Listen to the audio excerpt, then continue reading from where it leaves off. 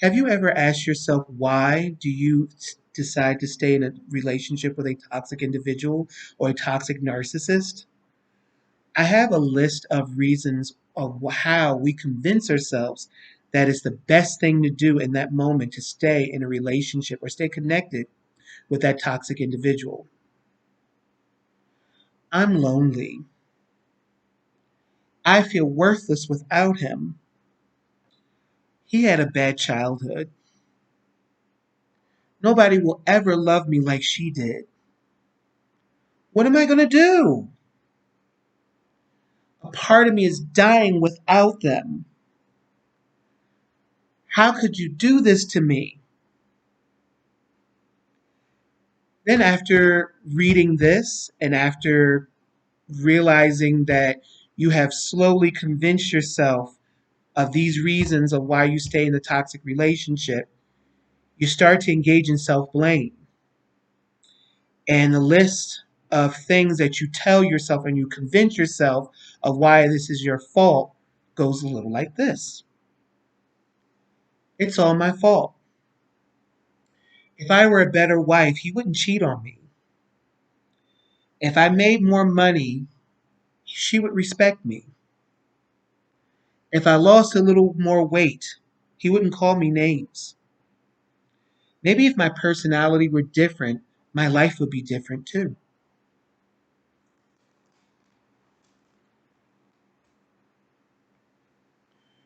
These are the very things that keeps us stuck in these toxic situations and in these toxic cycles. We may have gone no contact with the narcissistic person, whether it's a narcissistic parent, a narcissistic coworker, a narcissistic ex-partner, whoever. But when we continue to play these same mantras in our head, it won't stop us from subsequently looking for yet another toxic person to take their place. My name is Kevin Murphy, and welcome to my channel called Narcissistic Abuse Learning Who I Am Again. In this video, I'm going to talk about how we have gone no contact with our original narcissist or whoever the narcissist was in our life, and we replace that person with yet another toxic person. So let's say, for example, you had a narcissistic parent. We're going to use a narcissistic parent as an example. A narcissistic parent may have been your mother, may have been your dad, may have been a guardian of some sort, whoever that narcissistic caregiver was in your life. And you have been watching these channels, whether it's my channel or whoever else have been delivering these narcissistic awareness messages, and you realize that that caregiver or that person was indeed a narcissist. And through the awareness and through counseling and therapy and working on yourself, you decided, hey, I'm done. I'm not going to be in contact with this narcissistic person anymore. I have awareness. I'm willing to work on myself. I'm willing to work on my own triggers, whatever the case may be. But one of the things I've never seen on the boards before is this topic. If we're not careful, we can do the no contact with that narcissistic parent or even that narcissistic ex, that narcissistic ex or that narcissistic friend or whoever. But then we find ourselves replacing that narcissistic person with somebody else. So I'm going to give you an example. Your narcissistic person, what your narcissistic parent is somebody that used to gossip on the phone all the time. You used to talk about everybody under the sun, from cousin Bob to Aunt Cheryl to Grandpa Dan, whoever the people you used to gossip about, and you would be on the phone with this narcissist for hours on end. And all of a sudden, you decided, like I said, you've gained enough awareness from watching these videos. You have realized that your parent was indeed a narcissist, and you were engaging in toxic behavior because you were connected to that narcissistic person, and you decided, maybe I should cut contact with this person. I mean, there could have been other factors that were happening in addition to you sitting on the phone gossiping with them. That narcissistic parent could have been um, abusing you verbally. That narcissistic person could have been abusing you physically. A narcissistic person could have been showing up at your house unannounced. That narcissistic person could have been yelling and screaming at you, accusing you of different things. There's no one size fits all when it comes to dealing with this kind of stuff. And you decided, hey, I'm done. I don't want nothing to do with this person anymore. I'm deciding to cut contact. I'm deciding to go no, gray rock, whatever you decide to do. And all of a sudden you're just okay, I'm done. And then all of a sudden you meet somebody at work, or you meet somebody at a club, or at even at church, wherever. And this person that you meet um, displays some of those same characteristics and those same flaws that that narcissistic individual that you went no contact with had. And this is why I stress upon my viewers who watch these videos to really, really heal and to go no contact for the correct reason. Because when you go no contact for the wrong reason, when you don't go no contact for the right reason, you're going to fall into the same patterns and and fall in right with the same people. And it may be worse the next time around. So you meet this person at in the community, and this person seems like they're very charming, they're very exciting. They talk a lot about themselves, and you're really intrigued to the point where you're latching on to that situation and to that person because it's familiar to you. It's comforting, even though the behavior in and of itself is not good and you don't like it. It's still a sense of comfort because it's what you grew up knowing. It's a sense of familiarity because that's what your narcissistic caregiver has modeled for you. And so when you're not healed and when you don't work on yourself, you're going to continue to look for those kinds of people in your life.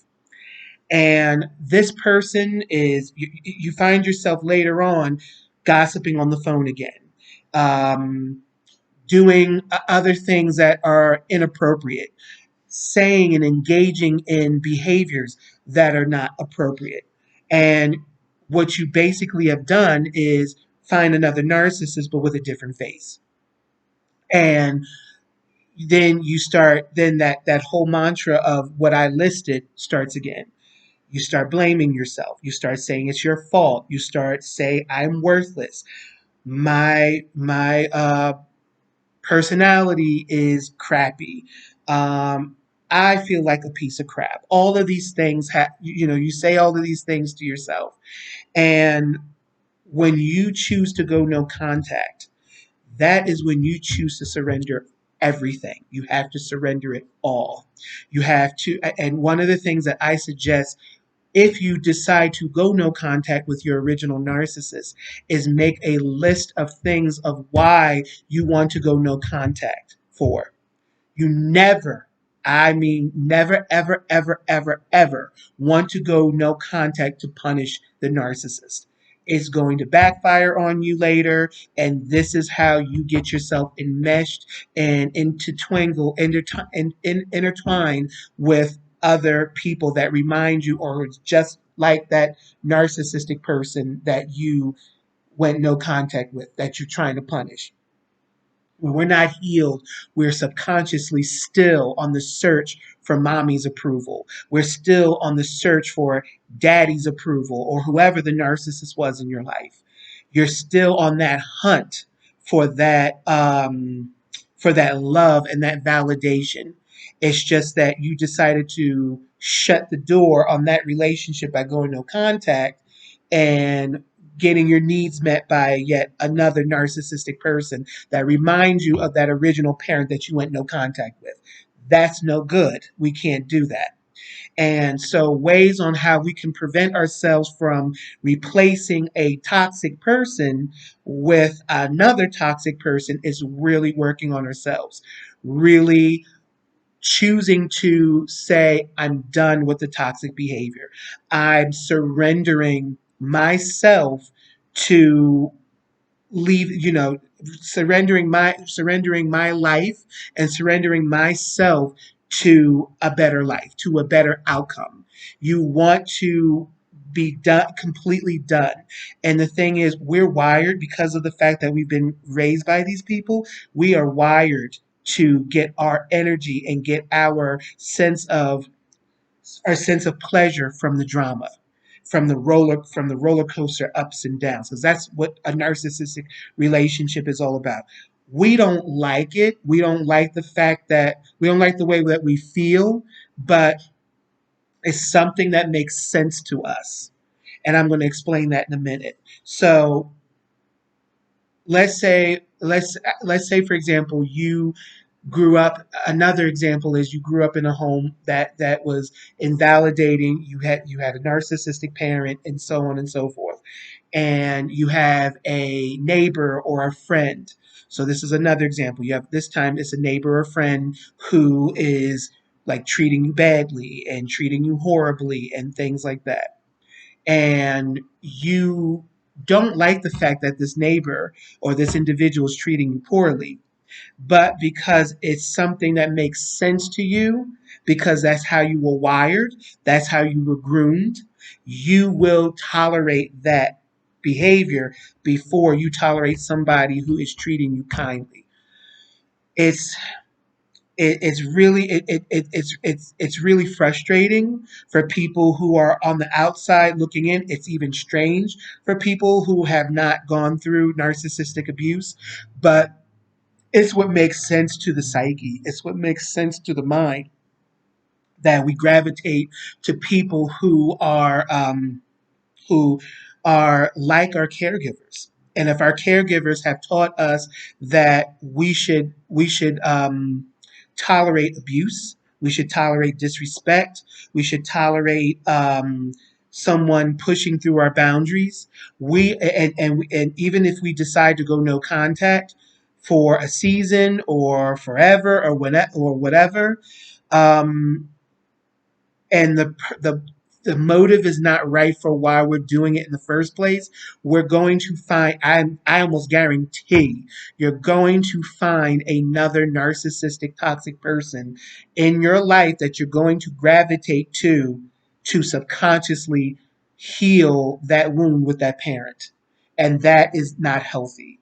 What you need to do is work on yourself so that way you can block out all of the toxic individuals and start working on attracting healthier people in your life. Your goal, your main and ultimate goal for recovery and healing is to surround yourself among people who are healthier, not perfect, but healthy, and people that will help you be your best person. Um, you don't want to subject yourself to toxic narcissistic people, and you do not want to subject yourself to other codependents who do not want to get help or do not want to or don't think that they have a problem. So it is very possible that those of you who are stuck in toxic relationships after going no contact with the narcissist, because I'm sure that there's a lot of people who are even watching this message that are saying that, well, I went no contact with my narcissist 2, 3, 4, 5, 6, 7 years ago, a decade ago, and they still find themselves going through these same patterns. And the reason why you're still going through these patterns is because you're still choosing the narcissist with a different face. That narcissist, you're still clawing and going after their love and approval, even though you went no contact. but with a different person. So it's very important to have enough self-awareness to recognize what's going on here. It ask your if you're in therapy, ask your therapist for help in trying to change the dynamics of this pattern, because it's a very toxic pattern that you might be having, and just find better ways to cope with your time. Journal, write out goals, write out things that you want to do for yourself, do for your life, and not be so consumed with the narcissistic person. And if you find yourself in a situation where you have gone no contact and you decided to replace the narcissist with another toxic person, you need to go no contact with them. You need to cut the cord and decide that, you know what, I'm going all, I'm going all in with my healing and with my journey. And for us people pleasers out there, this is incredibly uncomfortable. But you have to keep your eye on the prize. That prize is you getting better and you healing, and there's going to be a lot of negative things along your path. You want, if you, in order to heal and in order for you to be the positive person that you want to be, you have to get rid of some people. You have to cut certain individuals out of your life in order to live your life with the purpose that God has given you. So this was a video on how we replace the toxic, narcissistic individual in our life that we went no contact with another toxic individual, as a way to, as a subconscious way to cope and to fill that void. Please stay tuned for more videos. My name is Kevin Murphy, and thank you for watching. Hope you have a good evening. Bye.